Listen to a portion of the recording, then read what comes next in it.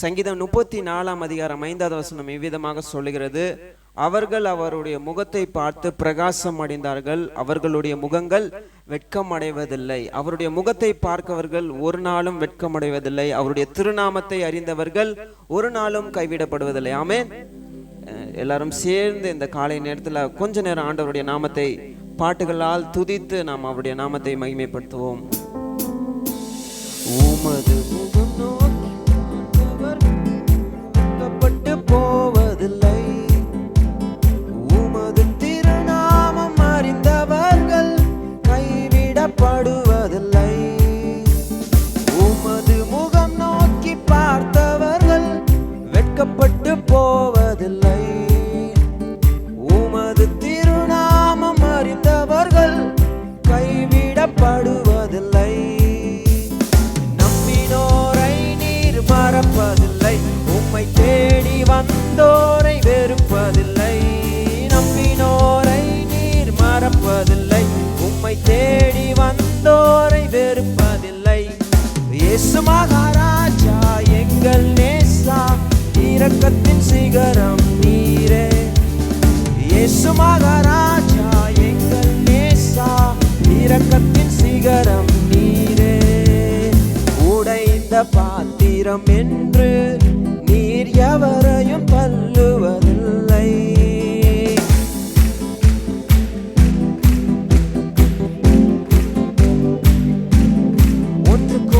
ஒன்றுக்கும் உதவாதோர் என்று நீர் எவரையும் சொல்லுவதில்லை.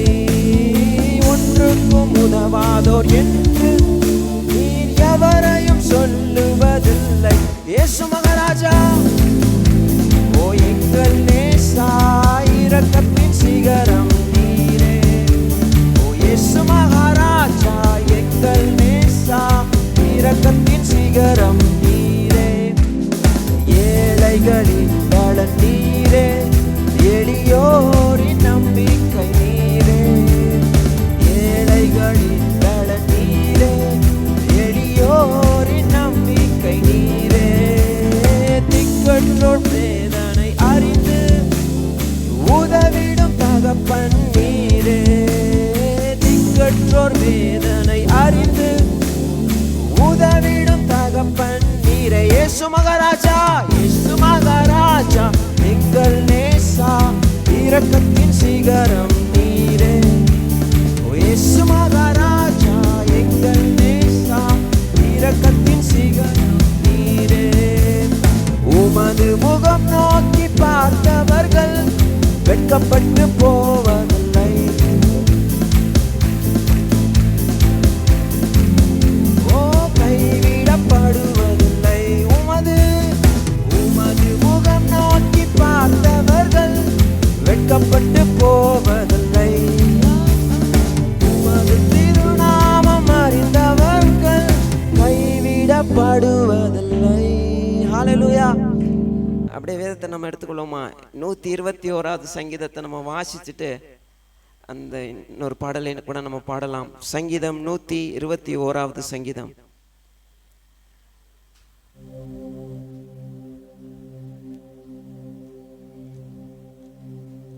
எல்லாரும் சேர்ந்து வாசிச்சுட்டு அதுக்கப்புறம் நம்ம ஒரு பாடலை பாடுவோம்.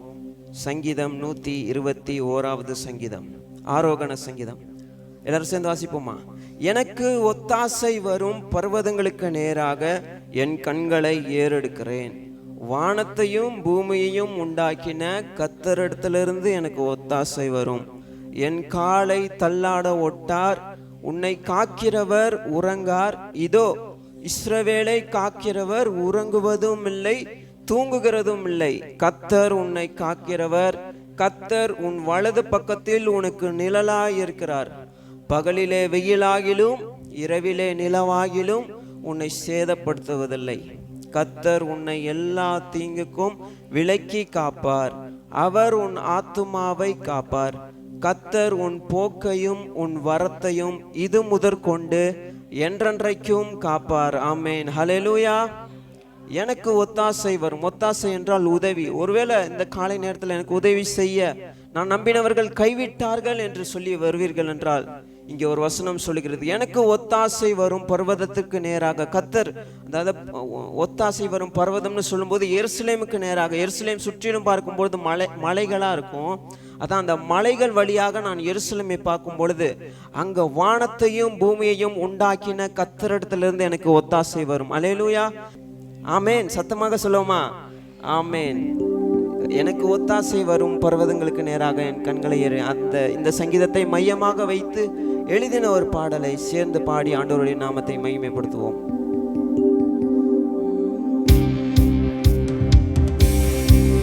எனக்கு ஒத்தாசை வரும் பர்வதம் நேரா என் கண்களை ஏறெடுப்பேன். எனக்கு ஒத்தாசை வரும் பர்வதம் நேரா என் கண்களை ஏறெடுப்பேன். வானமும் பூமியும் படைத்த தேவனிடமிருந்தே, வானமும் பூமியும் படைத்த எண்ணிக்கடங்கான நன்மைகள் வருமே, என் கண்கள் ஏறெடுப்பேன். எண்ணிக்கடங்கா நன்மைகள் வருமே, என் கண்கள் ஏறெடுப்பேன். எனக்கு ஒத்தாசை வரும் பர்வதம் நேரா என் கண்களை ஏறு. கைகளை தட்டி பாடுவோமா? எனக்கு ஒத்தாசை வரும் பர்வதம் நேரா என் கண்களை ஏறெடுப்பேன். மலைகள் மலைகள் பெயர்ந்தகன்றிடினோ, நிலை மாறி புவி அகன்றிடினோ. மலைகள் ஓஹோ மாறிடுமோ, அவர் கிருபை என்னாலும் ஆறுதல் எனக்கு அவரே. மாறிடுமோ, அவர் கிருபை என்னாலும் ஆறுதல் எனக்கு அவரே. எனக்கு ஒத்தாசை வரும் பர்வதம் நேரா என் கண்களை ஏறெடுப்பேன். எனக்கு ஒத்தாசை வரும் பர்வதம் நேரா என் கண்களை ஏறெடுப்பேன். என் காலை தள்ளாட ஓட்டார், என்னை காக்கும் தேவன் உறங்கார். என் காலை தள்ளாட ஓட்டார், இஸ்ரவேலை காக்கும் நல் தேவன் ராப்பகல் உறங்காரே.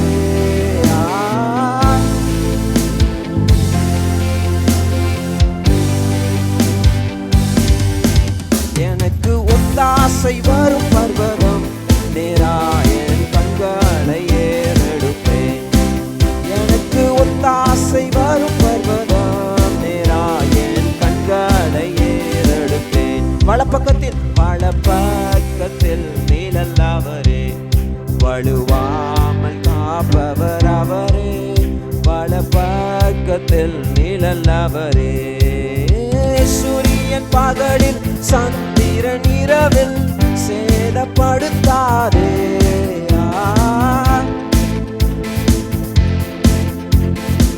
சேதப்படுத்தாதே. எனக்கு ஒத்தாசை வரும் பர்வதம் நேரா என் கண்களை ஏறெடுப்பேன்.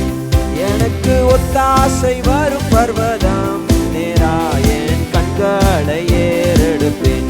எத்தீங்கும் என்னை அணுகாமல் ஆத்துமாவை காக்கும் என் தேவன். எத்தீங்கும் என்னை அணுகாமல் போக்கையும் வரத்தையும் பத்திரமாக காப்பாரே இது முதலாய்.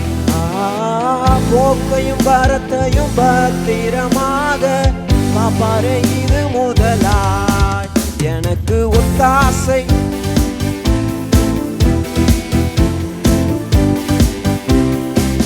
எனக்கு ஒத்தாசை வரும் பர்வதம் நேரா என் கண்களை ஏறெடுப்பேன்.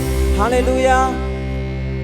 போக்கையும் வரத்தையும் இது முதற்கொன்று என்றென்றைக்கும் அவர் காப்பார். ஹல்லேலூயா.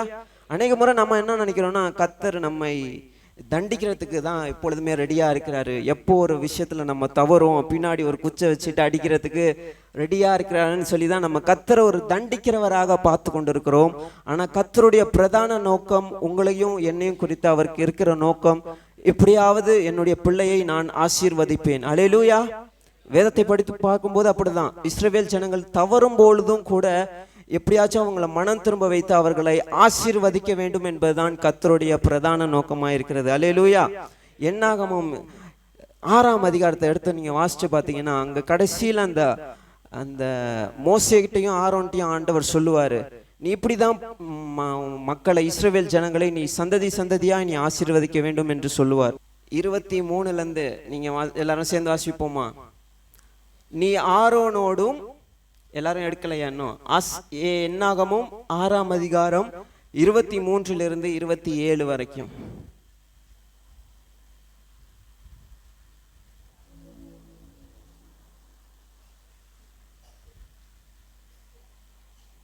சேர்ந்து வாசிப்போம். நீ ஆரோனோடும் அவன் குமாரரோடும் சொல்ல வேண்டியது என்னவென்றால், நீங்கள் இஸ்ரவேல் புத்திரரை ஆசீர்வதிக்கும் போது அவர்களை பார்த்து சொல்ல வேண்டியதாவது, கர்த்தர் உன்னை ஆசீர்வதித்து உன்னை காக்க கடவர். கர்த்தர் தமது முகத்தை உன்மேல் பிரகாசிக்க பண்ணி உன்மேல் கிருபையாய் இருக்க கடவர். கர்த்தர் தம்முடைய முகத்தை உன்மேல் பிரசன்னமாக்கி உனக்கு சமாதானம் கட்டளையிட கடவர் என்பதே. இவ்விதமாக அவர்கள் என் நாமத்தை இஸ்ரவேல் புத்திரர் மேல் கூற கடவர்கள், அப்பொழுது நான் அவர்களை ஆசீர்வதிப்பேன் என்று சொல். அல்லேலூயா. கர்த்தர் நம்மை ஆசீர்வதிப்பதுதான் அவருக்கு பிரதான நோக்கமா இருக்கிறது. ஆல்ரெடி நம்ம எல்லாரும் ஆசீர்வதித்திருக்கிறார். அல்லேலூயா. நீங்க உடுத்திருக்கிற உடை, நான் உடுத்திருக்கிற உடை, நம்ம வீடு, நமக்கு கொடுத்திருக்கிற பெற்றோர்கள், நமக்கு கொடுத்திருக்கிற பிள்ளைகள், நமக்கு கொடுத்திருக்கிற இந்த உலகத்துல நாம் வைத்து கொண்டிருக்கிற எல்லா பொருட்களுமே கர்த்தர் கொடுத்த ஈவுகளா இருக்கிறது, கர்த்தர் கொடுத்த ஆசீர்வாதமா இருக்கிறது. அல்லேலூயா. வேதத்துல நம்ம வாசிக்கிறோம், நன்மையான எந்த ஈவும் பூரணமான எந்த வரமும் பரத்திலிருந்து உண்டாகி ஜோதிகளின் பிதாவின் இடத்திலிருந்து இறங்கி வருகிறது. நம்மை ஆசீர்வதிப்பதுதான் கர்த்தருடைய நோக்கமா இருக்கிறது. இந்த உலக பிரகாரமான ஒரு பெற்றோரே பிள்ளைக்கு நல்ல கிஃப்ட் கொடுக்கணும்னு நினைப்பாங்க.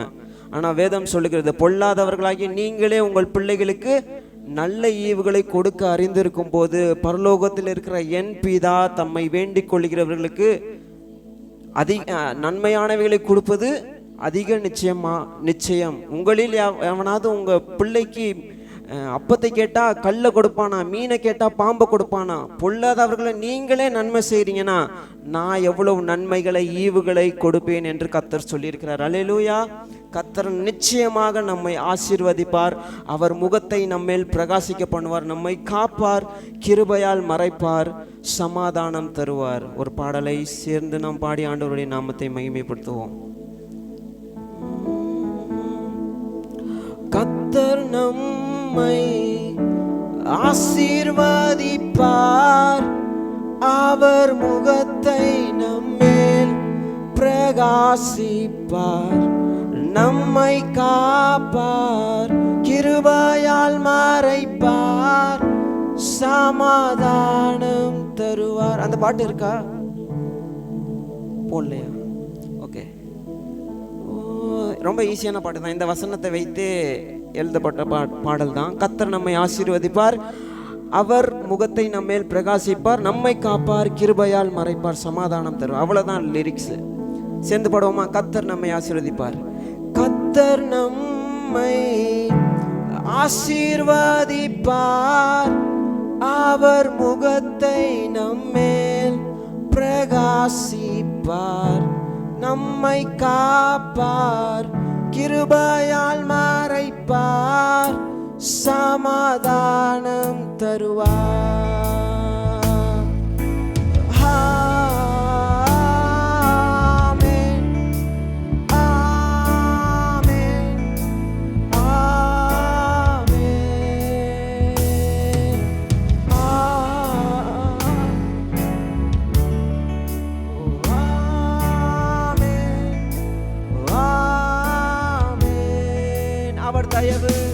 அவர் தயவு நம் மேலே, நம் குடும்பங்கள் மேலே, நம் பிள்ளைகள் மேலே, நம் சந்ததிகள் மேலே. அவர் தயவு நம் மேலே, நம் குடும்பங்கள் மேலே, நம் பிள்ளைகள் மேலே, நம் சந்ததிகள் மேலே. அவர் சமூகம் நம் முன்னே, நம் அருகே, நம் பின்னே, பின்னே அவர் பிரசனம் நம்மை மூடுதே. அவர் என்றும் நம்மோடே, அவர் சமூகம் நம் முன்னே, நம் அருகே, நம் பின்னே. அவர் பிரசனம் நம்மை மூடுதே, அவர் என்றும் நம்மோடே.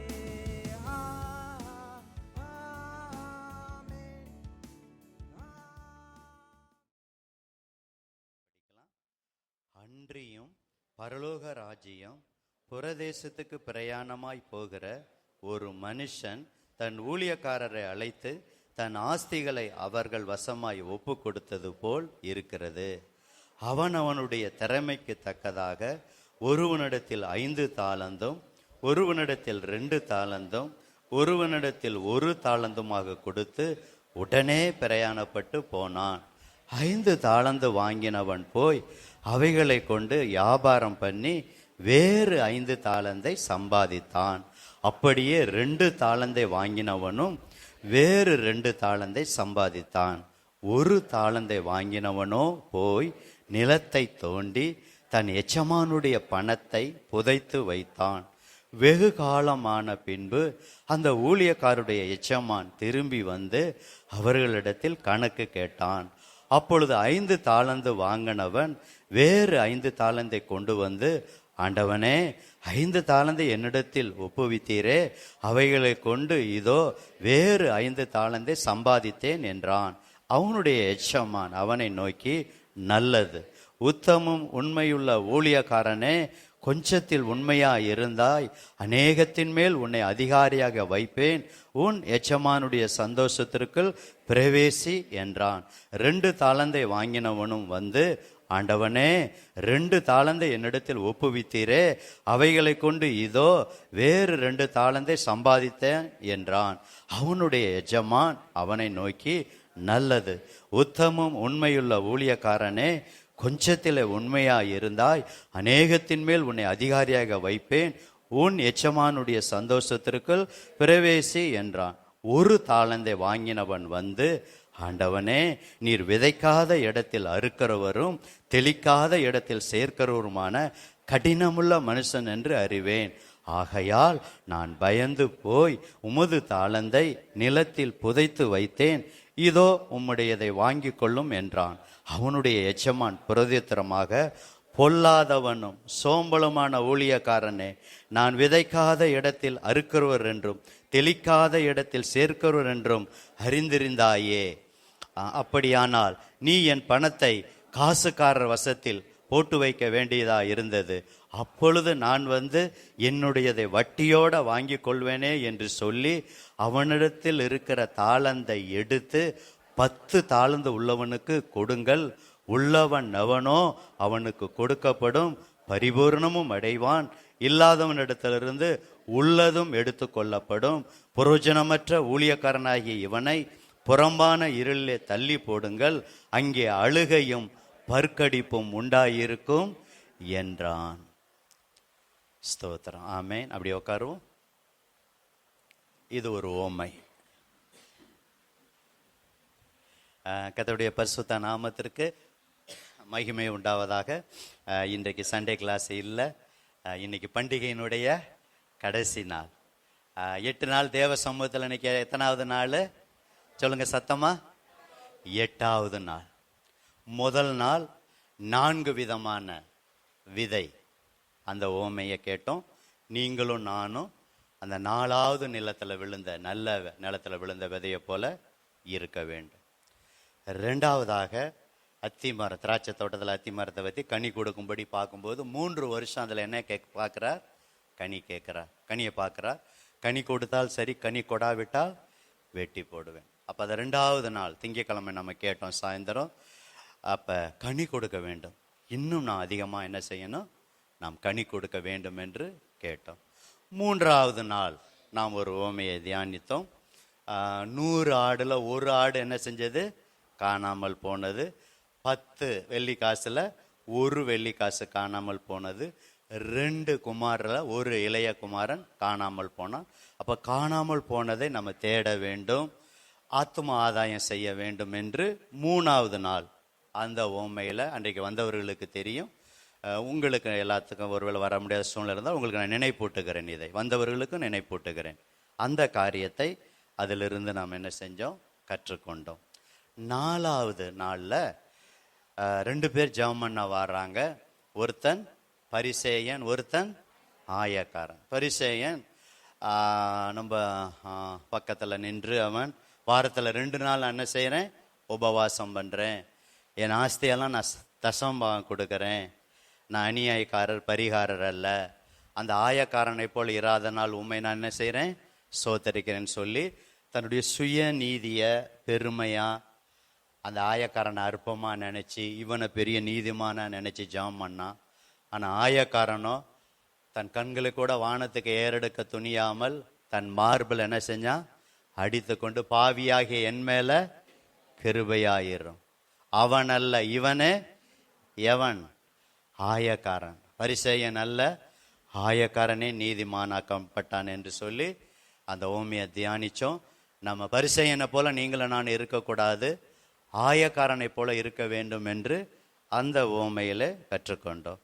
அதற்கு அடுத்த நாளிலே சோர்ந்து போகாமல் என்ன செய்யணும், எப்பொழுதும் ஜெபம் பண்ண வேண்டும் என்று சொல்லி ஒரு விதவை அவர்கிட்ட போயிட்டு சொல்லி, அந்த மனுஷனை மதியாதவன், தேவனுக்கு பயப்படாதவன், ஆனால் தொடர்ந்து போனதுனால தொந்தரவு தாங்காமல் அந்த அம்மாவுக்கு நியாயம் செஞ்சான். அநீதியுள்ள நியாயாதிபதி சொன்னதை சிந்தித்து பாருங்கள் அப்படின்னு சொல்லிட்டு, தம்மை நோக்கி இரவும் பகலும் கூப்பிடலாகிய தம்மால் தெரிந்து கொள்ளப்பட்ட விஷயத்தில் நீடிய பொறுமையை உள்ளவராய் இருந்து நியாயம் செய்யாமல் இருப்பாரோ சீக்கிரத்தில் நியாயம் செய்வார் என்று அந்த ஓமையில் என்ன செஞ்சான், கற்றுக்கொண்டோம்.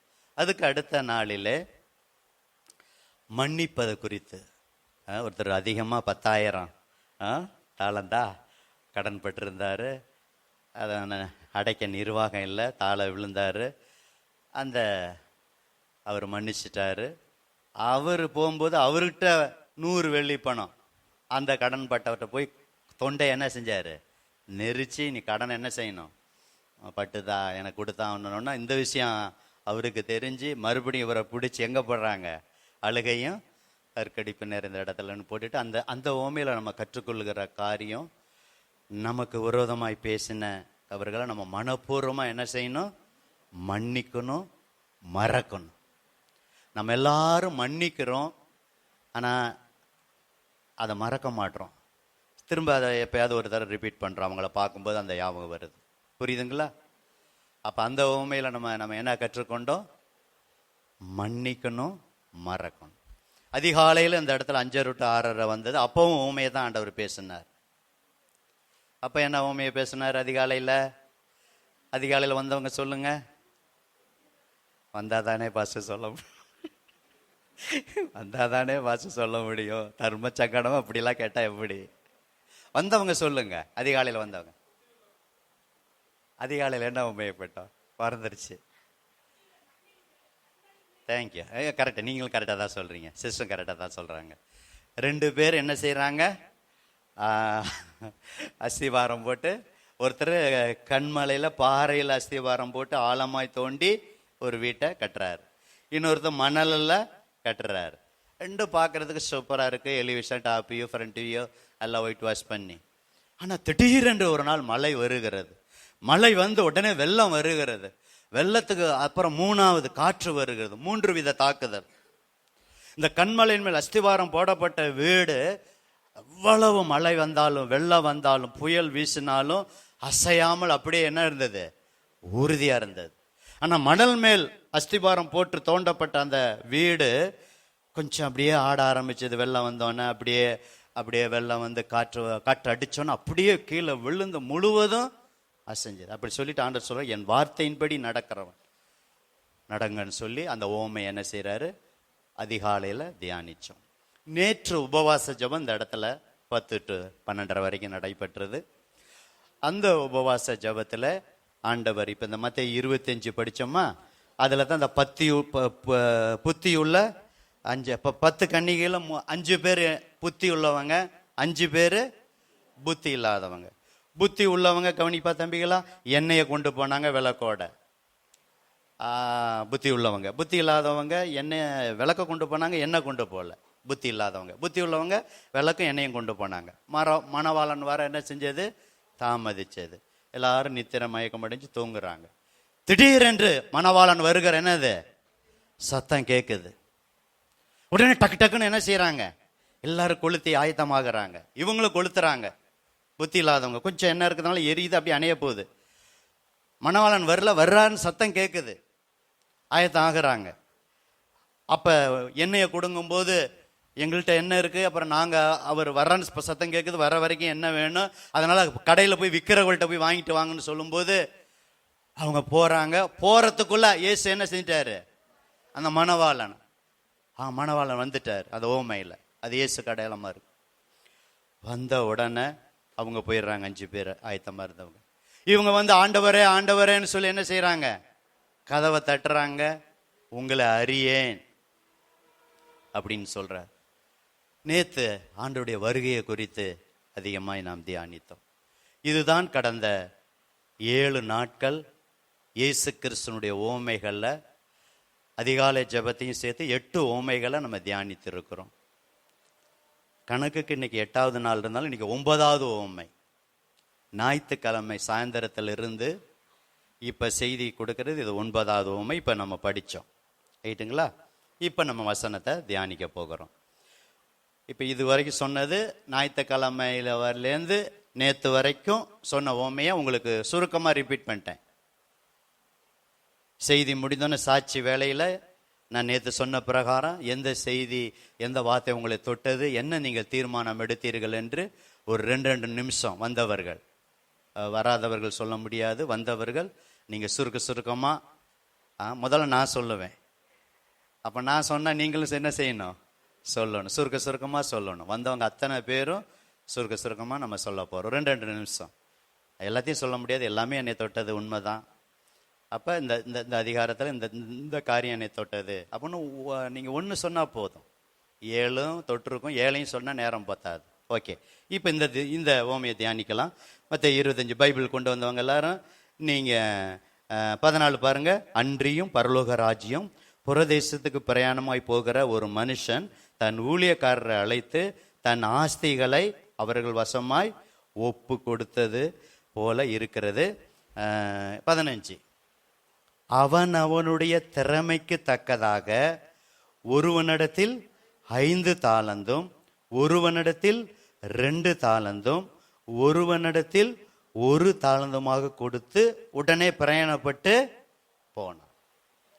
என் அன்பு சகோதர சகோதரிகளே, கிறிஸ்துவுக்குள் மிகவும் பெரிய கொஞ்சம் சிஸ்டர்னு கொஞ்சம் முகம் தெரியுற மாதிரி உட்காரு. அன்பு சகோதர சகோதரிகளே, எல்லா முதல் குறிப்பு எழுதிக்கங்க. குறிப்பிட்டுக்கிற பழக்கம் நல்ல பழக்கம் இருந்துச்சுன்னா எழுதி வச்சுக்கோங்க. எல்லாத்துக்கும் ஆண்டவர் அவங்கவுங்க திறமைக்கு தக்க டேலண்ட் தாளந்த என்ன செய்யறாரு? தாளந்த என்னன்னு அப்புறம் சொல்றேன். தாளந்த தர்ற இங்க வந்திருக்கிற அத்தனை பேருக்குமே டேலண்ட் அந்த தாளந்து திறமைகள், இன்னும் வரங்கள், கிஃப்ட், இன்னும் பணம். தாளந்துனா பணத்தையும் குறிக்குது. எல்லாத்தையும் ஆண்டவர் கொடுக்கிறார். இங்க வந்திருக்கிற யாருக்குமே எனக்கு ஆண்டவர் ஒரு டேலண்ட்டும் கொடுக்கல, ஒரு திறமையும் எனக்கு கொடுக்கல, ஒரு பணத்தையும் எனக்கு கொடுக்கல அப்படின்னு நீங்களும் நானும் சொல்லவே முடியாது. என்னன்னா அவங்க திறமைக்கு தக்க ஒருத்தருக்கு 5 தாளந்து, ஒருத்தருக்கு 2 தாளந்து, ஒருத்தருக்கு 1 தாளந்து. இந்த தாளந்துங்கிற வார்த்தையை பார்த்தீங்கன்னா பண மதிப்பில் பார்க்கும்போது அது பணத்தை தான் அதிகமாக ஃபர்ஸ்ட் குறிக்கிறது. 2வது தான் நம்ம அது ஆவிக்குரிய அர்த்தத்தில் டேலண்ட்டுன்னு பிரசங்கம் பண்ணுறோம். ஆனால் உண்மையில் இந்த தாளந்துங்கிற வார்த்தை இத்தனை கிலோ எடை, அதுக்கு இவ்வளவு மதிப்பு, அது பணத்தை தான் அதிகமாக அதை குறிக்கிறது. ரைட்டுங்களா? அப்போ உங்கள் வாழ்க்கையில் என் வாழ்க்கையில் ஆண்டவர் பணத்தை கொடுக்கிறார். இன்னும் சில திறமைகளை, சில வாய்ப்புகளை, சில கிஃப்ட்டுகளை, சில வரங்களை கர்த்தர் என்ன செய்யறாரு? கொடுக்கிறார். ஆனா ஒருத்தருக்கு 5 இருக்கலாம், 5 தாளந்து, 5 அதிகமா இருக்கலாம். ஒருத்தருக்கு 2 தாளந்தா இருக்கலாம், ஒருத்தருக்கு 1 தாளந்து. அப்ப சபையில வந்திருக்கிற அத்தனை பேருமே எனக்கு தாளந்தே கொடுக்கல ஆண்டவர், எனக்கு பணமே கொடுக்கல, எனக்கு திறமையே கொடுக்கல, எனக்கு எந்த கிஃப்ட்டுமே ஆண்டவர் கொடுக்கல அப்படின்னு யாருமே நீங்களும் நானும் சொல்ல முடியாது. முதல் குறிப்பு, எல்லாருக்கும் ஆண்டவர் கொடுக்கிறார். ஒரு அல்லேலூயா சொல்லாமா? ஆமா, எல்லாத்துக்கும். பிரதர், உங்களுக்குள்ள திறமை இருக்கு, உங்களுக்கு ஆண்டவர் கையின் பிரயாசத்தை ஆசிரியத்தை பணத்தை கொடுக்கிறார். இன்னும் சில கிஃப்ட் வரங்களை கர்த்தர் என்ன செய்யறாரு, உங்களுக்கு எனக்கும் சபையில் இருக்கிற அத்தனை பேருக்கும் ஊழியருக்கும் விசுவாசிக்கும் ஆண்டவர் என்ன செய்யறாரு, கொடுக்கிறார். அப்ப எனக்கு கொடுக்கலன்னு யாருமே சொல்ல முடியாது. இவர் பாருங்க, இது ஒரு பரலோக ராஜ்யத்துக்கு, எல்லாமே அந்த பரலோகத்துக்கு தான் ஒப்பனையா இருக்கிறது. பிரயாணமா போகிற ஒரு மனுஷனுக்கு ஊழியக்காரரை அழைச்சி தன் ஆஸ்திகளை அவர் வசமா ஒப்பு கொடுத்து தான் திறமைக்கு தக்க. அப்ப நமக்கு எவ்வளவு கொடுத்தா நம்ம அதை நிர்வகிக்க முடியும், எவ்வளவு பணம் கொடுத்தா அந்த பணத்தை நம்ம நிர்வகிக்க முடியும், எவ்வளவு கிஃப்ட் கொடுத்தா வரங்களை கொடுத்தா நம்ம நிர்வகிக்க முடியும், எவ்வளவு திறமைகள், எவ்வளவு இன்னும் பல காரியங்களை, அது இன்னும் திறமைகளை நான் சொல்றேன். சிலருக்கு இன்னும் பாடுகிற தாளந்து, சிலருக்கு நல்ல இசை வாசிக்கிற தாளந்து, பிரசங்கம் பண்ணுகிற தாளந்து, இன்னும் தாளந்துன்னு சொல்றத காட்டில அதை தாளந்துன்னு சொல்ல காட்ட ஜெபிக்கிறது. சிலர் மாரி ஜெபிக்க முடியாது, சிலர் மாரி சுவிசேஷத்தை சொல்ல முடியாது. அழகா பேசி அப்படியே சுவிசேஷம் சொல்லிடுவாங்க, அது ஒரு டேலண்ட். சிலர் நல்லா ஓவியம் வரைவாங்க, புரியுதுங்களா? சிலர் நல்ல ஓவியம் வரைவாங்க. இப்படி உங்களுக்குள்ள இருக்கிற டேலண்ட்டை நீங்க கண்டுபிடிங்க பிரதர். அம்மா, உங்களுக்கு இருக்கிற டேலண்ட்டை, திறமை நீங்க என்ன செய்யுங்க, கண்டுபிடிங்க. ஆண்டவர் என்ன கொடுத்துற, எனக்கு ஒண்ணு கொடுக்கலன்னு நீங்க சொல்லக்கூடாது. நீங்க தான் உங்க திறமை என்ன செய்யணும், நீங்க கண்டுபிடிக்கணும். அப்ப எல்லாருக்கும், இங்க வந்திருக்கிற சிறு பிள்ளைகளுக்கும், சகோதரர்களுக்கும், சகோதரிமார்களுக்கும், அடியனுக்கும் ஆண்டவர் சில டேலண்டை கர்த்தர் கொடுத்திருக்கிறார். அதுதான் பணம் ஒரு டேலண்ட்டு. இன்னும் நான் சில காரியங்களை உங்களுக்கு நான் சொல்ல விரும்புகிறேன். அப்போ ஒவ்வொரு காரியமும் அந்த தாளந்த நீங்களும் நானும் தான் என்ன செய்யணும், அதை நம்ம பயன்படுத்த வேண்டும். அப்ப தாளந்து இல்லைன்னு சொல்லி யாருமே சொல்ல முடியாது. தாளந்துனா என்னன்னு சொல்லிட்டுங்களா? God given money, God given ability, God given power, God given strength, God given அந்த capability. பாஸ்டர் இப்படி சொன்னா எப்படி பாஸ்டர் குறிப்பெடுக்கிறது? கவனிக்கிறீங்களா? டேலண்ட்னா என்னது? தேவன் தந்த மணி, தேவன் தந்த பணம், God given money. தேவன் தந்த திறமை, God given ability. தேவன் தந்த வல்லமை, God given power. தேவன் தந்த பலன், God given strength. இதெல்லாம் ஆண்டவர் கொடுத்த டேலண்ட். தேவன் தந்த ஆற்றல், அந்த கேப்பபிலிட்டி, தேவன் தந்த ஆற்றல். 5 காரியத்தை சொல்லி இருக்கிறேன். இதுதான் டேலண்ட்ங்கிற வார்த்தைக்கு அர்த்தம். புரியுதுங்களா? பணம், திறமை, வல்லமை, பலன், ஆற்றல், இன்னும் வரத்தை கூட சொல்லலாம், கிஃப்ட், ஆண்டவர் கொடுத்த கிஃப்ட். இதெல்லாம் ஆண்டவர் நமக்கு டேலண்டாக நமக்கு கொடுத்திருக்கிறார். அன்பு தேவ பிள்ளைகளே, அந்த டேலண்ட்டை நம்ம கண்டுபிடிக்கணும். கவனிக்கிறீங்களா? என்ன கவனிப்பா சின்ன பிள்ளைங்களா, என்ன கவனிங்க. ஒரு முறை ஒரு மரம் இருந்தது. அந்த மரத்தை ஒரு விறகு வெட்டுபவன் அவன் பார்த்தான். அந்த விறகு வெட்டுபவன் பார்க்கும்போது அவர் என்ன யோசிச்சாருன்னா, இந்த மரத்தை வெட்டி நல்ல பீஸ் போட்டு அதை 1000 ரூபாய்க்கு என்ன செய்யலாம், குறைஞ்சது அவர் கணக்கு போட்டார். இந்த மரம் இவ்வளோ இருக்குது, வெயிட்டு வரும், இவ்வளோ பீஸ் போடலாம், ஒரு 1000 ரூபாய்க்கு விற்கலான்னு சொல்லி அவர் அந்த பார்வையில் பார்த்து, அவர் பார்வைக்கு அந்த மரம் அவ்வளோதான், 1000 ரூபா தான் மதிப்பு, அதை வெட்டணும், போய் விற்கணும். நல்லா கவனிங்க. 2வது ஒரு ஆசாரி, ஒரு கார்பெண்டர் பார்த்தார். இவருடைய பார்வையை பாருங்க, ஒரே மரம் தான். அந்த மரத்தை அவர் எப்படி பார்த்தாருன்னா, இதை சட்டங்களாக நல்லா இழைச்சி மேஜையாக, நாற்காலியாக, சில மர பொருளாக நம்ம அதை தயாரித்து விற்றோம்னா ஒரு 10,000க்கு விற்கலாம். பாருங்க, மரம் வெட்டுபவர் அதை பார்க்கும்போது விறகு வெட்டி அதை பீஸ் போட்டு எத்தனைக்கு விற்கலாம்? 1000 ரூபாய்க்கு. அதே கார்பெண்டர் அதே மரம் தான், அவர் பார்வையில் இதை நல்லா சட்டமெல்லாம் இழைச்சி, நல்ல பெரிய மரம், நல்ல சட்டம்லாம் இழைச்சி நிறையா இன்ஸ்ட்ருமெண்ட் கருவிலாம் செய்யலாம், மேஜை நாற்கள்லாம் செய்யலாம். அதை விற்றோம்னா ஒரு 10,000க்கு விற்கலான்னு அவருடைய கணக்கு. கவனிங்க, 3வது ஒரு வயலின் வித்துவான், ஒரு வயலின் வாசிக்கிறவர் அதை பார்க்கிறார் மரத்தை.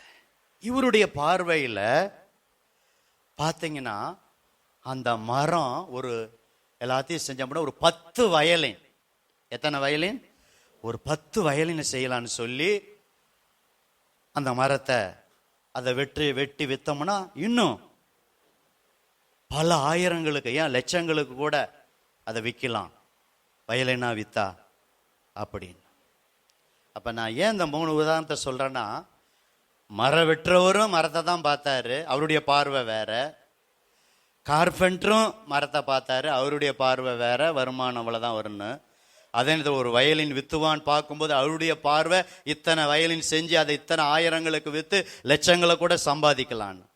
அப்ப அன்பு தேவ பிள்ளைகளே, ஆண்டவர் உங்களை அந்த கடைசியா இருக்கிற மாதிரி உங்களை விலையேற பெற்றவர்களாய் பார்க்கிறார். ஒரு அல்லேலூயா சொல்லாமா? நம்ம தான் சில நேரம் நம்முடைய பார்வை நம்மளை குறித்து மற்றவர்களை குறித்து சாதாரணமா இருக்கு, உலக பிரகாரமா. ஆனா ஆண்டவருடைய பார்வையில நீங்களும் நானும் விலையேற பெற்றவர்கள், விலையேற பெற்றவர்கள், மதிப்புக்குரியவர்கள். விளக்கரையும் சிந்தி ஆண்டவர் உங்களை எண்ணி மீட்டெடுத்திருக்கிறார். அந்த வயலின் வித்துவான் பார்த்தது போல ஆண்டவர் உங்களை எண்ணி விசேஷித்தவர்களாய் விலையேற பெற்றவர்களாய் பார்க்கிறார். காரணம், உங்களுக்குள்ள பொக்கிஷம் இருக்கிறது, எனக்குள்ள பொக்கிஷம் இருக்கிறது. இந்த செய்தியின் பிரகாரம் உங்களுக்கும் எனக்கும் ஆண்டவர் திறமையை தந்திருக்கிறார், வல்லமையை தந்திருக்கிறார், பலனை தந்திருக்கிறார், ஆற்றலை தந்திருக்கிறார், வரங்களை தந்திருக்கிறார். அதுதான் நமக்கு தாளந்தாக ஆண்டவர் தந்திருக்கிறார். பணத்தையும் தாளந்தாக ஆண்டவர் தந்திருக்கிறார். அதை நம்ம எப்படி யூஸ் பண்றோம், அதுதான் ரொம்ப முக்கியம். இப்போ பைபிளுக்கு வாங்க, மத்தேயு 25ஆம் அதிகாரம். உங்களுக்கு தெரிஞ்ச சம்பவம், வாசிக்கும் போதே தெரிஞ்ச சம்பவம் தான், சுருக்கமாக சொல்கிறேன். 5 தாளந்தை வாங்கினவன் வேற 5 தாளந்தை என்ன செஞ்சான்? சம்பாதித்தான். வாசிக்க கூட வேண்டாம், ஒரு தடவை நம்ம ஃபஸ்ட்டு வாசித்தோம். நீங்கள் பேசுங்க. 2 தாளந்து வாங்கினவன் சொல்லுங்க சத்தமா, வேற 2 தாளந்தை சம்பாதித்தான். 1 தாளந்தை வாங்கினவன் நிலத்தை தோண்டி என்ன செஞ்சான்? தன் எஜமானுடைய பணத்தை, பணம்னு வருதா, அதனால தான் டேலண்ட்னா பணம்னு முதல்ல சொன்னேன். பணத்தை என்ன செஞ்சான்? புதைத்து வைத்தான். சரி, போகட்டும். இப்போ ரொம்ப காலம், வெகு காலம் ஆயிடுச்சு, வெகு காலம் ஆயிடுச்சு. முதல் குறிப்புல நல்லா கவனிங்க, எல்லாருக்கும் தாளந்த தாரார், அதான் முதல் குறிப்பு. 2வது குறிப்புல அந்த கொடுத்த தாளந்த யூஸ் பண்ணி உபயோகப்படுத்தி நீங்களும் நானும் சம்பாதிக்கணும். ஒரு அல்லேலூயா சொல்லாமா? அதான் அந்த 2வது காரியத்துல நம்ம தியானிக்கிற காரியம். இப்ப பாருங்க, 5 தாளந்த வாங்கினவன் வியாபாரம் செஞ்சு, பார்த்தீங்களா, வியாபாரம் செய்து வேற 5 தாளந்த, ஆல்ரெடி 5 தாளந்து இருக்கு, வியாபாரம் பண்ணி பிரயாசப்பட்டு வேறு 5 தாளந்த சம்பாதித்தான். அதே போல 2 தாளந்த வாங்கினவனும் அதே மாதிரி சம்பாதித்தான், வேறு 2 தாளந்த. ஆனா 1 தாளந்த வாங்கினவன் சம்பாதிக்கல.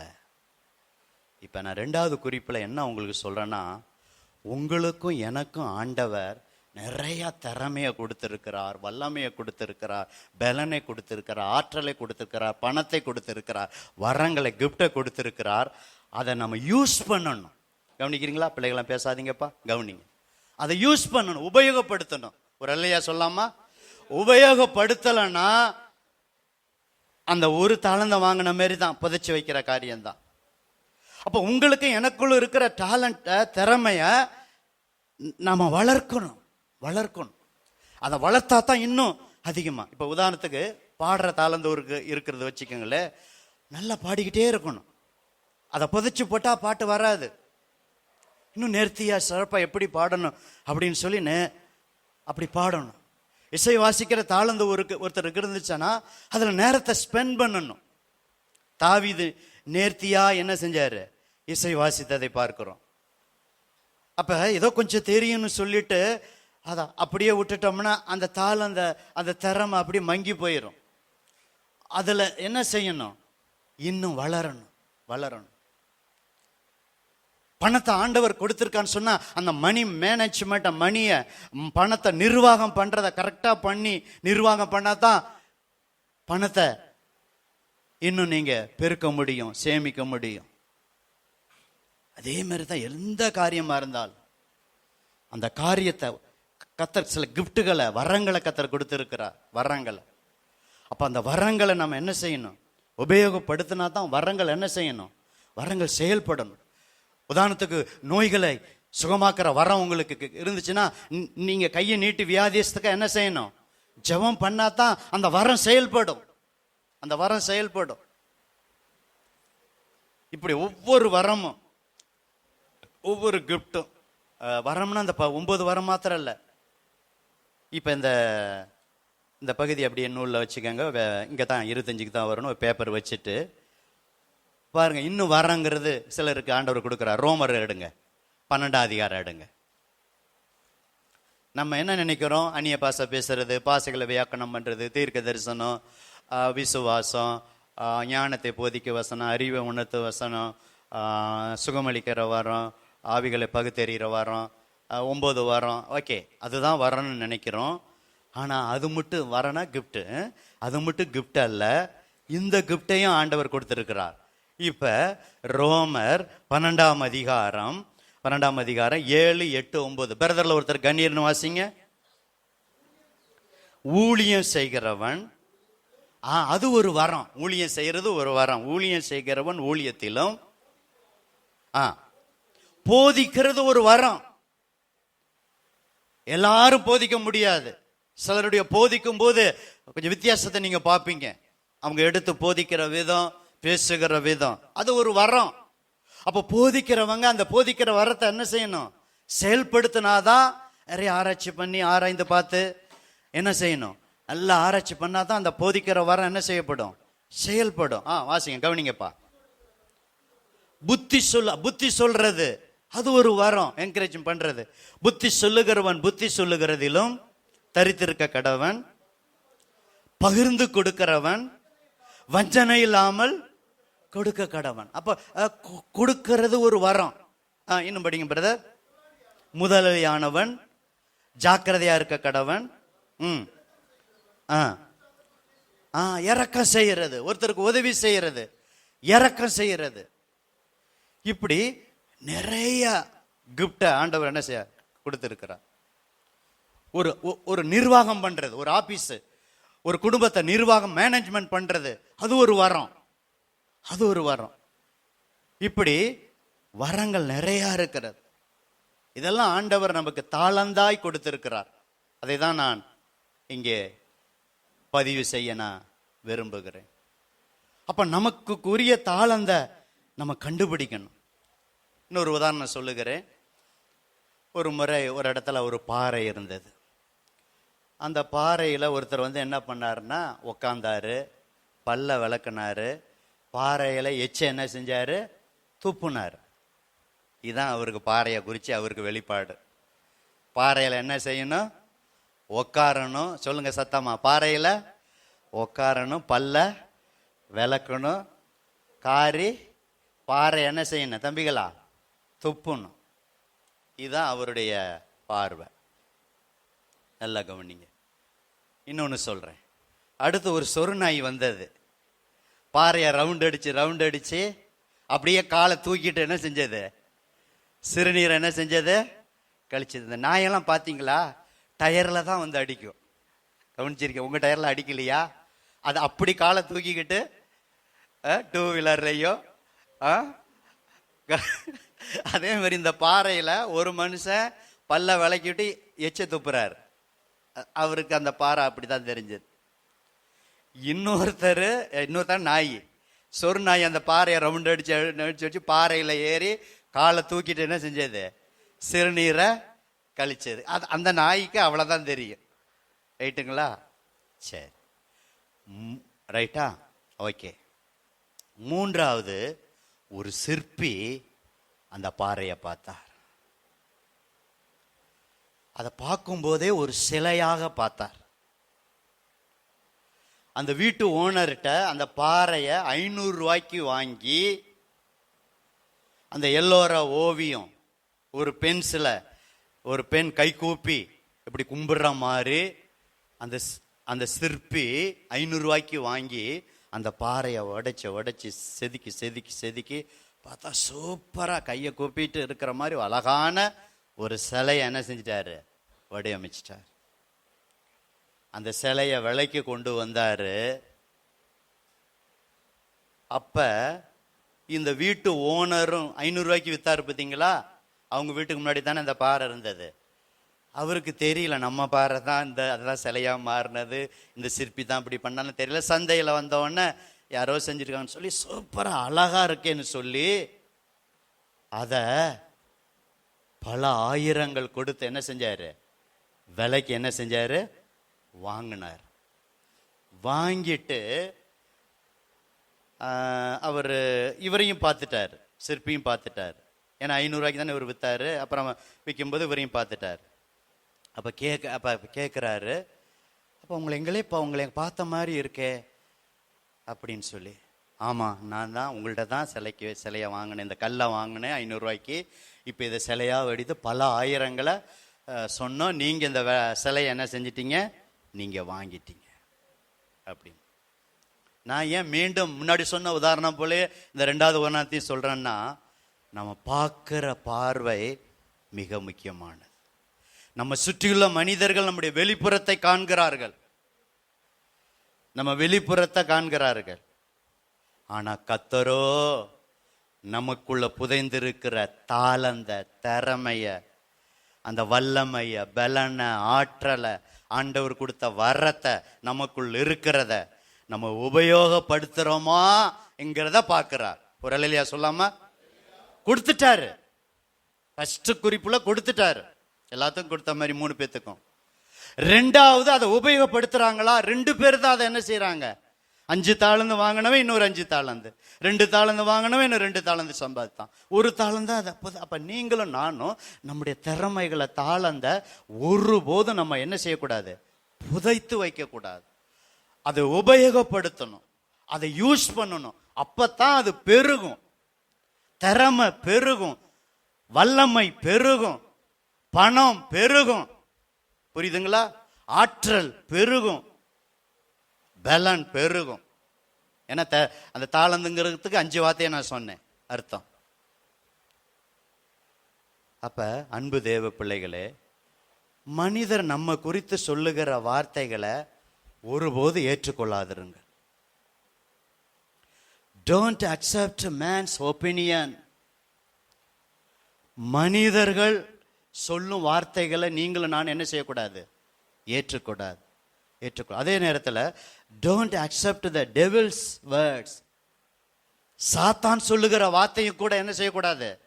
ஏற்றுக்கொள்ளக்கூடாது. உனக்கு திறமையே இல்லை, அவங்களுக்கு தான் அந்த திறமை இருக்கு, அவங்களுக்கு தான் அந்த திறமை இருக்கு, அவங்களுக்கு தான் அந்த ஊழியம் செய்யற திறமை இருக்கு, உனக்கு ஒன்றும் திறமை இல்லை, உனக்கு பாட தெரியாது, உனக்கு வாசிக்க தெரியாது. அது இல்லைன்னா வேற திறமை ஆண்டவர் கொடுத்துருக்கிறார்.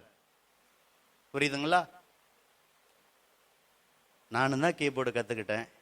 எங்களுக்கு ஒரு பாஸ்டர் வந்து கற்றுக் கொடுத்தாரு. ஒரு 4 பாஸ்டர் போனோம், 4 பாஸ்டருமே பாடிட்டு தான் இருக்கிறோம். அப்போ சாமி வர்றதுக்கு முன்னாடி வேற கீபோர்டு இருந்துச்சு நம்ம சபையில். வெறும் டம்பாவை மட்டும் போட்டு நான் என்ன செஞ்சுட்டு இருந்தேன்? பாடிட்டு இருந்தேன். அப்போ நான் என்ன கண்டுபிடிச்சேன்? அதனால் ஐயோ என்னால் கீபோர்டு வாசிக்க முடியலையே, இந்த டேலண்ட் திறமை என்கிட்ட இல்லையே அப்படின்னு நான் ஃபீல் பண்ணல. பாடுகிற திறமையை ஆண்டவர் கொடுத்திருக்கிறார். ஒரு இல்லையா சொல்லாமா? நல்லா சொல்லு, சத்தமா சொல்லுங்க. ஆமா, கீபோர்டு வாசிக்கிற திறமை இல்லைனாலும் எனக்கு பாடுகிற ஆண்டவர் திறமை ஆண்டவர் கொடுத்திருக்கார். பிரசங்கம் பண்ணுகிற திறமையை கத்தர் கொடுத்திருக்கிறார். வசனத்தை போதிக்கிற திறமையை கத்தர் நிறையா. இப்படி திறமையை நீங்க தான் என்ன செய்யணும்? கண்டுபிடிக்கணும். உதாரணத்துக்கு நான் என்னைய சொன்னேன். அது மாதிரி உங்களுக்கு சிஸ்டர் என்ன திறமை இருக்கு? பிரதர் உங்களுக்கு என்ன திறமை இருக்கு? வாலிப தம்பி, சின்ன பிள்ளைகளா உங்களுக்கு என்ன திறமை இருக்கு? வாலிப தம்பி உங்களுக்கு என்ன திறமை இருக்கு? வாலிப மகளே உங்களுக்கு என்ன திறமை இருக்கு கண்டுபிடிங்க, அதை உபயோகப்படுத்துங்க. ஃபர்ஸ்ட் கொடுத்திருக்கிறார், அதை ஏற்றுக்கொள்ளணும். எனக்கு கொடுக்கலன்னு யாரும் சொல்லக்கூடாது. ரெண்டாவது, அந்த கொடுத்த தாளந்து என்ன செய்யணும், அதை உபயோகப்படுத்துங்க. இப்போ மூணாவது காரியத்துக்கு வரேன். இன்னைக்கு 3 காரியம்தான், ரைட்டுங்களா? இப்போ அந்த நூல் பேப்பர்லாம் வச்சிருப்பீங்க. மற்ற 25க்கு வாங்க, மற்ற 25க்கு வாங்க. இப்போ நல்லா கவனிங்க. 3வது குறிப்பு நான் சொல்றேன், 19 படிங்க. 3வது குறிப்பை சொல்லிடு. வெகு காலம் ஆச்சு. வெகு காலமான பின்பு, கவனிக்கிறீங்களா சின்ன பிள்ளைங்களா? அந்த ஊழியக்காரனுடைய எஜமான் திரும்பி வந்து இந்த 3 பேரிடத்திலும் என்ன செஞ்சாரு, கணக்கு கேட்டார். அப்போ 3வது குறிப்பு, தாளந்துகளை கொடுத்த ஆண்டவர் உங்களிடத்துல என்னிடத்துல என்ன கேட்பார், கணக்கு கேட்பார். அப்ப தாளந்துக்கு திறமைக்கு நம்ம கணக்கு என்ன செய்யணும், ஒப்புவிக்கணும். நமக்கு கொடுத்த பணத்துக்கு நம்ம கணக்கு ஒப்புவிக்கணும். அந்த பணத்தை எப்படி நிர்வாகம் பண்றோம், ஒப்புவிக்கணும். நமக்கு கிடைத்த ஆற்றல், திறமை, அந்த கிஃப்ட், வரங்கள், என்னென்ன டேலண்டோ அதுக்கெல்லாம் நம்ம என்ன செய்யணும், கணக்கு ஒப்புவிக்கணும். அதுதான் 3வது குறிப்பு, ரைட்டுங்களா? இப்ப 5 தாளந்து வாங்கினவன் 20 பாருங்க, 5 தாளந்தை வாங்கின வேறு 5 தாளந்தை கொண்டு வந்து, ஆண்டவனே 5 தாளந்தை என்னிடத்தில் ஒப்புவித்தீரே, அவைகளை கொண்டு, கவனிக்கிறீங்களா, அந்த 5 தாளந்தை கொண்டே இதோ வேறு 5 தாளந்தை சம்பாதித்தேன் என்றான். அப்ப பாங்க, அவனுடைய எச்சமானவனுக்கு நல்லது, குட், வெரி குட், உத்தமும் உண்மை உள்ள ஊழியக்காரனே, கொஞ்சத்தில் நீ உண்மையாயிருந்தாய், அநேகத்தின் மேல் உன்னை அதிகாரியாக வைப்பேன். உன்னுடைய எஜமானுடைய அந்த சந்தோஷத்திற்குள், பரலோகத்துக்குள்ள, பரலோகத்தை குறித்து தான் உண்மை, அந்த பரலோகத்துல நீ என்ன செய்ய, பிரவேசி. இதுல ஒரு காரியத்தை சொல்றேன், வாலிப தம்பிகளா கவனிங்க, பேசாதீங்க. உங்களை குறித்து என்ன குறித்து ஆண்டவர் பரலோகத்துல நல்லது, இந்த வசனத்தின் பிரகாரம் உத்தமமும் உண்மையும் உள்ள ஊழியக்காரனேன்னு அவரிடத்திலிருந்து சாட்சி பெறணும். கரங்களை தட்டி ஆண்டவருக்கு நன்றி சொல்லுங்க, நல்ல பலத்த கைகளை தட்டி. அதை நான் விரும்புகிறேன். ஆண்டவரே, இந்த கனமான ஊழியத்தை செய்கிறேன். பரலோகத்துக்கு வரும்போது இந்த வசனத்தின் பிரகாரம் ஆண்டவரே என்னை பார்த்து நீங்க சொல்லணும், உத்தமமும் உண்மையும் உள்ள ஊழியக்காரனேன்னு உங்களிடத்திலிருந்து நான் சாட்சி பெறணும் ஆண்டவரே. அப்ப நான் மாத்திரமல்ல, இங்க வந்திருக்கிற 50, 60, 70 பேரும் இந்த சாட்சியை பரலோகத்துல பெறணும். வெரி குட், உத்தமமும் உண்மையும் உள்ள ஊழியக்காரனே. பாருங்க, உத்தம உண்மை, 2 வார்த்தை ரொம்ப முக்கியமானது. அப்ரைட், நீதியுள்ள வாழ்க்கை, குற்றமற்ற வாழ்க்கை, உண்மையுள்ள வாழ்க்கை. அப்ப அந்த தாளந்த உண்மையாய் உபயோகித்தாங்க. எச்சமான் கொடுத்துட்டு போயிருக்காரு, நம்ம திறமைக்கு தக்க 5 தாளந்த கொடுத்தாரு, 2 அது மாதிரி உங்களுக்கு எல்லாத்துக்கும் சரிசமமா இல்ல, ஒவ்வொருத்தருக்கு திறமைக்கு தக்க கொடுத்திருக்காரு. அப்ப நிச்சயம் கொடுத்தவர் கணக்கு கேட்பார். அப்ப அதை நம்ம சம்பாதிக்கணும் அப்படின்னு அவர் வர்றதுக்குள்ள, வந்து கணக்கு கேட்கறதுக்குள்ள சம்பாதிச்சாங்க. அப்ப ஆண்டவருடைய வருகைக்குள்ள, பரலோகத்தில் எடுத்துக்கொள்ளப்பட்டதுக்கு முன்னாடி நம்ம கொடுத்த டேலண்ட், திறமையை நம்ம என்ன செய்யணும், நல்லா யூஸ் பண்ணணும், நல்லா உபயோகப்படுத்தி இன்னும் சம்பாதிக்கணும். 2 தாளந்த வாங்கினவன் அதே மாதிரி தான், இன்னும் 2 தாளந்த சம்பாதித்தான், வேறு 2 தாளந்த. அவனையும் அதே மாதிரி தான், உத்தமும் உண்மை உள்ள நல்லது, உத்தமும் உண்மை ஊழியக்காரனே, நீ உண்மையா இருந்தா, கொஞ்சத்துல உண்மையா இருந்தாய், கொஞ்சத்துல உண்மையா இருந்தாய், அநேகத்தின் மேல் உன்னை அதிகாரியை வைப்பேன், உன்னுடைய எஜமானுடைய சந்தோஷத்துக்கு, பரலோகத்துக்கு நீ என்ன செய்ய, பிரவேசின்னு 2 பேருக்கும் நல்ல சர்டிபிகேட். இப்ப 24 நான் படிக்கிறேன், நீங்க எல்லாம் கவனிங்க. 1 தாளந்தை வாங்கினவன் வந்து ஆண்டவனே, டயலாக் பேசுறாரு. இந்த டயலாக் பேசுற ஆளு ஒண்ணு தேராது, பேசிக்கிட்டே இருக்க வேண்டியதான், பேச்சு உதவாது. அது நல்லா பேசுனா பரவாயில்ல, எப்படி பேசுறாரு பாருங்க. 24 கவனிக்கிறீங்களா? 1 தாளந்தை வாங்கினவன், பிள்ளைகளா கவனிங்கப்பா, ஏதோ ஒன்னாவது உங்களுக்கு புரியும். 24 பார்க்க கவனிங்கப்பா, மத்தேயு 25, 24. 1 தாளந்தை வாங்கினவன் வந்து ஆண்டவன், இவர் ஆண்டவன் என்னதான் சொல்றாரு, நீர் விதைக்காத இடத்தில் அறுக்கிறவரும் தெளிக்காத இடத்தில் சேர்க்கிறவருமான கடினமுள்ள மனுஷன் என்று அறிவேன். ஆகையால் நான் பயந்து போய் உமது தாளந்தை நிலத்தில் புதைத்து வைத்தேன். இதோ உம்முடையதை வாங்கி கொள்ளும். கவனிக்கிறீங்களா? அப்ப எப்படி சொல்றாரு பாருங்க. எப்படி விதைக்காத இடத்துல அறுக்க முடியும்? தெளிக்காத இடத்துல எப்படி சேர்க்க முடியும்? அடுத்தது எஜமானியே குறை சொல்றாரு. கடினமுள்ள, எங்க கிஃப்ட் தாளந்து கொடுத்து அவரையே குறை சொல்றாரு. இவரு மற்ற 5 தாளந்து வாங்கினவர் போல இன்னொரு 5 தாளந்து சம்பாதிக்காம 2 தாளந்து இன்னொரு 2 இப்ப இவர் 1 தாளந்து இன்னொரு 1 தாளந்து தான் சம்பாதிச்சிருக்கணும். அதான் அர்த்தம். ஏன்னா 5 தாளந்து சம்பாதிச்சார், 2 தாளந்து இப்ப 1 தாளந்து இவருக்கு கொடுத்துருக்கு, இவருக்கு திறமைக்கு தக்க. அப்ப அந்த ஒன்னை வியாபாரம் பண்ணி பணத்தை 2 தாளந்து என்ன செய்யணும், சம்பாதிச்சிருக்கலாம். ஆனா இப்ப அந்த எஜமானையே கொடுத்த எஜமானையே இன்னைக்கு அப்படிதான் அநேகர் ஆண்டவரே என்ன செய்யறாங்க, குறை சொல்றாங்க.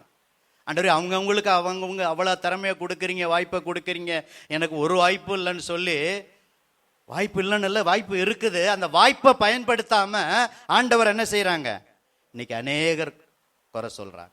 இப்ப பாருங்க, மற்ற 2 பேரையும் நல்லது, உத்தமம், உண்மையான ஊழியக்காரன்னு சொன்னாரு. இப்ப 26 பாருங்களே, அவனுடைய எஜமான் பிரதியுத்தரமாக, பொல்லாதவனும் சோம்பலுமான ஊழியக்காரனே, நான் விதைக்காத இடத்தில் அறுக்கிறவர் என்றும் தெளிக்காத இடத்தில் சேர்க்கிறவர் என்றும் அறிந்தாயே. அடுத்த பக்கம் திருப்புங்க.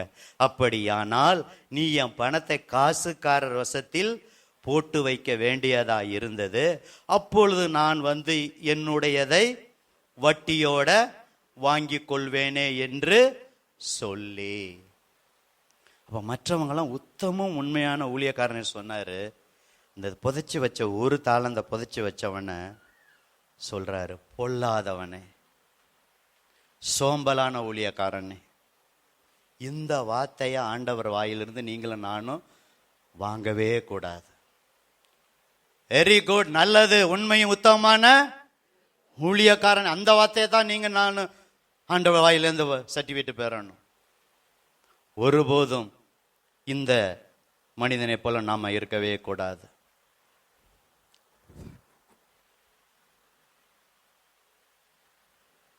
அடுத்த பக்கம் நீங்க திருப்பினீங்கன்னா, இந்த 27வது வசனத்தை நிறைய பேர் தப்பா புரிஞ்சுக்கிறாங்க. என்ன போட்டிருக்கு, அப்படியானால் நீ இந்த வரதுனால நான் சொல்லிதான் ஆகணும் இந்த காரியத்தை. நீ என் பணத்தை காசுக்காரர் வசத்தில் போட்டு வைக்க வேண்டியதா இருந்தது. அப்பொழுது நான் வந்து என்னுடையதை வட்டியோட வாங்கி கொள்வேனே என்று சொல்லி. அப்ப ஆண்டவரே வட்டியோட வாங்கி கொள்வேன்னு சொல்றாரு. பணத்தை என்ன செய்யலாம், வட்டிக்கு என்ன செய்யலாம், கொடுக்கலாம்னு சொல்லி தப்பா நினைக்கிறாங்க. இது என்ன அர்த்தம்னா, இப்ப நம்ம பேங்க் இருக்குல்ல, இப்ப பேங்க்ல வட்டி கொடுக்கறாங்கல்ல, இதை கொஞ்சமாவது கொடுக்கறாங்கல்ல, அது தப்பா? அதுவும் அந்த அர்த்தத்துல தான் சொல்லி இருக்காரு. அதை தப்பா நினைச்சுக்கிட்டு ஆண்டவரே வட்டியோட வாங்க சொன்னாரு, நான் வட்டிக்கு பணத்தை கொடுக்கறேன்னு அப்படி தப்பா என்ன செய்யக்கூடாது, எடுக்கக்கூடாது. ஏன்னா இன்னொரு வசனம், உன் பணத்தை வட்டிக்கு கொடாது இருப்பாயின்னு இருக்குல்ல, அந்த வசனத்தை எடுத்துக்கணும். சிலர்லாம் அப்படிதான். உதாரணத்துக்கு சொல்லிட்டுங்களா, கவனிங்க. ஆபிரகாமுக்கு 3 மனைவி, யாக்கோப்புக்கு 4 மனைவி, ஈசாக்குக்கு பேசுங்க 1 மனைவி. இந்த 2 மனைவி 3 மனைவி வச்சுக்கிற ஆள்லாம் எதை தெரியுமா கம்பேர் பண்ணுவாங்க, கிறிஸ்தவர்களை சொல்றேன். ஆபிரகாமுக்கு 3 மனைவி, யாக்கோப்புக்கு 4 மனைவி. நான் கேட்கிறேன் அவங்கள பார்த்து, அவங்க மத்தியில தான் ஈசாக்கு 1 மனைவி இருக்காங்கல்ல, அதை சொல்ல மாட்டாங்க. நான் சொல்றது புரியுதுங்களா? ஈசாக்கு 1 மனைவியோட ஒருத்தனுக்கு ஒருத்தி என்பதுதான் ஆதாமில இருந்து ஆண்டவருடைய பிரமாணம். மனிதர்கள் தான் 2, 3. சரி போகட்டும், சின்ன வீடு, பெரிய வீடு, நடு வீடு, கா வீடு, முக்கா வீடு, அந்த வீடு, இந்த வீடு இப்படின்னு வச்சுக்கிட்டு அதுக்கு ஒரு வசனத்தை தேடி. ஏன்னா இவங்கள தாவீது பாவம் பள்ளியா, தாவீதுக்கு இத்தனை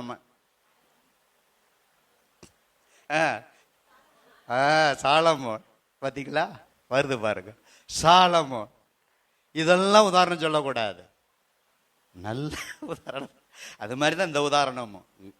இங்க என்ன சொல்றாருன்னா, நான் வந்து என்னுடைய வட்டியோட வாங்கி கொள்வேன்னா, அங்க இருக்கிற ஒரு பேங்க்ல எழுத்து பிரகாரம் ஒரு காரியத்துல ஒரு உதாரணம், இதை ஓமையில தான் சொல்லப்பட்டிருக்கு, அதை நான் வாங்கிக்குவேனே, அதை கூட நீ செய்யாம இப்படி பண்ணிட்டியே, புதைச்சி வச்சிட்டியே, இவ்வளவு காலம் வந்த பிறகு அதை அப்படியே கொடுத்துட்டியே, என்னையும் குறை சொல்லிட்டியே, பத்தாத்துக்கு என்னையும் விதைக்காத இடத்தில் அறுக்கிறவர் தெளிக்காத இடத்தில் சேர்க்கிற கடினமுள்ள மனுஷன், என்னைய போய் நான் இறக்கமுள்ள ஆண்டவர், என்னைய போய் கடினமுள்ள மனுஷன் சொல்லிட்டியே. அதுக்கப்புறம் அவன் பயந்து போய், அந்த பயத்தினால, அது பயம் இருந்தா அதை வியாபாரம் பண்ண முடியாது. தாளந்த பயம், பிரதர் உங்களுக்கு எனக்கு இருக்கிற தாளந்த பயப்படக்கூடாது. பயப்பட்டா தாளந்த என்ன செய்ய முடியாது, பயன்படுத்த முடியாது எந்த திறமை எந்த காரியத்தையும். அங்க பயப்பட்டதை பார்க்கிறோம். அடுத்து சோம்பலா இருந்ததை பார்க்கிறோம். அவர் சோம்பலா இருந்தா, நம்ம கொடுத்த தாளந்த நம்ம சோம்பலா இருக்கக்கூடாது. எந்த திறமையை கொடுக்கிறாரோ அதுக்கு நீங்க எஃபோர்ட், ஒரு காரியம் பண்ணணும், அப்பதான் அதுல ஒரு பலனை பார்க்க முடியும். புரியுதுங்களா? அதுதான் அதனுடைய அர்த்தம். இப்ப 28 பாருங்க, அவனிடத்தில் இருக்கிற தாளந்தை எடுத்து 10 தாளந்து உள்ளவனுக்கு கொடுங்கள், உள்ளவன் எவனோ அவனுக்கு கொடுக்கப்படும், பரிபூர்ணமும் அடைவான், இல்லாதவனிடத்திலிருந்து உள்ளதும் எடுத்துக்கொள்ளப்படும். அப்ப அந்த ஒரு தாளந்தை எடுத்து, ஆல்ரெடி 5 தாளந்த 10 தாளந்தா மாத்தினார் பார்த்தீங்களா, அவர்கிட்ட கொடுக்கறத பார்க்கிறோம். இதுல என்னன்னா, நம்ம தாளந்த பெருக்க பெருக்க இன்னும் திறமைகளை வாய்ப்புகளை ஆண்டவர் என்ன செய்வாரு, நமக்கு கொடுப்பார். நம்ம வாய்ப்புகளை பயன்படுத்தலன்னா அதை க்ளோஸ் பண்ணிடுவார், மூடப்படும். புரியுதுங்களா? வாய்ப்புகள் வரும்போது அந்த காற்றுள்ள போதை என்ன செய்யணும், தூற்றிக்கிற மாதிரி அந்த வாய்ப்பை என்ன செய்யணும், பயன்படுத்திக்கணும். அப்ப இன்னும் அநேக வாய்ப்புகள் வரும். உங்க டேலண்ட்டை, உங்க திறமையை இன்னும் வெளிப்படுத்த அநேக வாய்ப்புகள் வரும். அப்ப இன்னும் கர்த்தர் உங்களை கனப்படுத்துவார், மேன்மைப்படுத்துவார். சரி, முடிவு என்ன தெரியுங்களா? 30 பாருங்க, எல்லாரும் சேர்ந்து படிக்கலாமா? புரோஜனமற்ற ஊழியக்காரனாகிய இவனை புறம்பான இருளிலே தள்ளி போடுங்கள், அங்கே அழுகையும் பற்கடிப்பும் உண்டாயிருக்கும் என்றான். இதோட அந்த உவமை முடியுது. ஆனா தாளந்த உபயோகப்படுத்தினவர்களுக்கு பரலோகம். தாளந்த புதைச்சு வச்ச அந்த ஒரு தாளந்த புதைச்சு வச்சவனுக்கு புரோஜனமற்ற ஊழியக்காரனாக இருந்தான், பொல்லாதவனா இருந்தான், சோம்பல் உள்ள ஊழியக்காரனா இருந்தான், பயந்து போன ஊழியக்காரனா இருந்தான், எச்சமானைய குறை சொல்லுகிற ஊழியக்காரனா இருந்தான். இந்த ஒரு தாளந்த வாங்கினவன் புறம்பான இருளிலே தள்ளி போடுங்கள், அங்கே என்ன இருக்கும், நரகத்தை குறித்து தான் போட்டிருக்கு, அழுகையும் பற்கடிப்பும் உண்டாயிருக்கும். ஆனா 5 தாளந்து 2 தாளந்து வாங்கினவங்கள உன் எஜமானுடைய சந்தோஷத்திற்குள் பிரவேசி, அங்க சந்தோஷம், பரலோகம் சந்தோஷம், நித்திய வாழ்க்கை அந்த 2 பேத்துக்கு. ஆனா இவருக்கு நரகம். அன்பு தேவ பிள்ளைகளே, இறுதியாய் நான் சொல்லுகிற ஒரு காரியம், இந்த 3 காரியத்தை இந்த தாளந்துல ஞாபகப்படுத்த விரும்புகிறேன். இந்த ஓமையில தாளந்த எல்லாத்துக்கும் கொடுத்திருக்கிறார், எனக்கும் கொடுத்திருக்கார் என்று மனதார ஏற்று அதை தாளந்த கண்டுபிடிங்க. இதான் முதல் குறிப்பு. அல்லேலூயா, நல்ல சத்தமா. 2வது, அந்த தாளந்த புதைக்காம உங்களுக்கு என்ன தாளந்து திறமைகள் இருக்கிறதோ அதை என்ன செய்யுங்க, பயன்படுத்தி உபயோகப்படுத்துங்க. அது மற்றவர்களுக்கு யூஸ்ஃபுல்லா பிரயோஜனமா இருக்கும். அந்த தாளந்து உங்களுக்கு மாத்திரம் அல்ல, அந்த தாளந்து உங்க திறமை, உங்க வல்லமை, உங்க பலன், ஆற்றல், உங்களுக்கு கொடுத்த பணம், அதெல்லாம் நல்ல யூஸ்ஃபுல்லா திறமையா கையாண்டு பணத்தை மற்ற காரியத்தை நீங்க யூஸ் பண்ணுங்க. அது அநேகருக்கு அது பிரயோஜனமா இருக்கும், சபைக்கும், ஏழை ஜனங்களுக்கும், ஊழியர்களுக்கும், மற்றவர்களுக்கும். ரைட்டுங்களா? ஏன்னா கணக்கு கேட்கிற தேவன். 3வது என்னது, ஆண்டவர் கணக்கு கேட்க தேவன். கணக்கு கரெக்டா நம்ம என்ன செய்யணும், ஒப்பு கொடுக்கணும். நம்ம கொடுத்த வருமானத்துல கணக்க கரெக்டா ஆண்டவர் கணக்கு கேட்கிற தேவன். அதை ஊழியத்துக்கு கத்தருக்கு கொடுக்க வேண்டியது கத்தரு, தசம பாகம், இன்னுமாக பொருத்தனை, மிஷினரி காணிக்கை, ஏழை ஜனங்களுக்கு வீட்டு வாடகை, மளிகை ஜாமான், வாங்கின கடன், இப்படி உங்க பணத்தை மணி மேனேஜ்மெண்ட்டை சரியா நிர்வாகம் பண்ணணும். உங்களுக்கு கொடுக்கிற பணத்தை செல்பிஷா சுயநலமா உங்களுக்கே யூஸ் பண்ணா ஆண்டவர் கணக்கு கேட்பா. தாளந்து நீங்க புதைக்கிறீங்க, உங்களுக்கு கொடுத்த பணத்தை, வருமானத்தை நீங்க புதைக்கிறீங்க. அப்ப பணம் மாத்திரம் அல்ல, நான் சொன்ன அந்த திறமை, அந்த வல்லமை, அந்த பலன், ஆற்றல், கிஃப்ட், இதெல்லாம் தாளந்து. அப்ப தாளந்து, எந்த தாளந்து? அதை பாடுகிற தாளந்து, இசை வாசிக்கிற தாளந்து, பிரசங்கம் பண்ற தாளந்து, ஊழியம் செய்கிற தாளந்து, நிர்வாகம் பண்ற தாளந்து, வாட் எவர், எந்த திறமைகளோ அதை என்ன செய்யணும்? அதை பயன்படுத்தி கணக்கு கேட்கும்போது என்ன செய்யணும்? கணக்கு ஒப்புவிக்கணும். 2 பேர் கணக்கு கரெக்டாக ஒப்பிச்சாங்க, ஒருத்தன் கணக்கு ஒப்புவிக்கல, அதனால தான் அவன் நரகம் போனான். ஆனால் 2 பேர் கரெக்டாக கணக்கை ஒப்புவிச்சதுனால பரலோகம் போனாங்க. இதுதான் ஓமையினுடைய, இந்த தாளந்தினுடைய ஓமையினுடைய அர்த்தம்.